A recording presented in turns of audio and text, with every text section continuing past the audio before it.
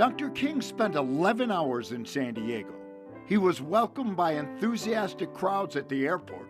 He spoke to packed houses at both San Diego State and Cal Western University, now the site of Point Loma Nazarene.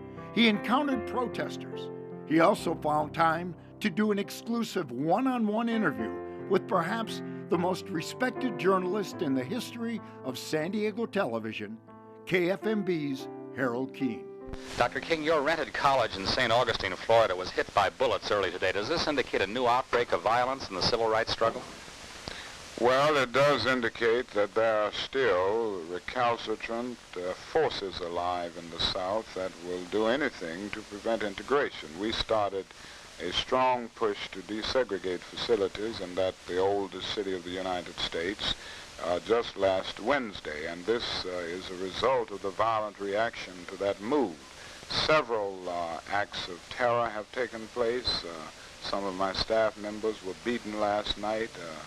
They shot in their automobiles and then went and shot in the cottage that I had just rented for our staff for the months that we will be working there.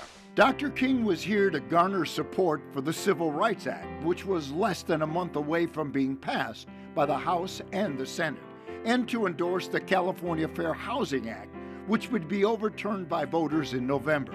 He brought a message of hope as well as a warning. But I must be realistic.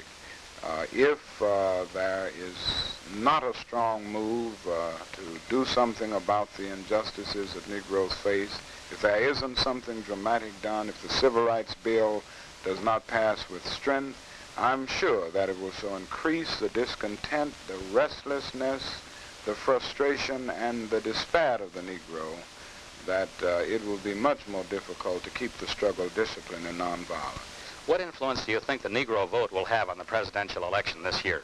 I think it will have great influence. The Negro vote is still the balance of power in your main urban areas, your large communities and large electoral states of our country. And I think the Negro vote may well determine the next president of the United States. Is there any possibility that you yourself might enter politics following your own advice that Negroes should be more active in this field? Well, I haven't considered this at this point. I do think it is necessary for Negroes to become more political minded and for more persons of integrity and depth of understanding. I think it's necessary for them to enter politics, but at this point I feel that my job is in the civil rights struggle and one that should stay above both political parties and not become inextricably bound to either. Dr. Martin Luther King would spend this day in San Diego, challenging the resolve of his audiences and devoting the rest of his life to changing the course of a nation. Larry Himmel, CBS News 8.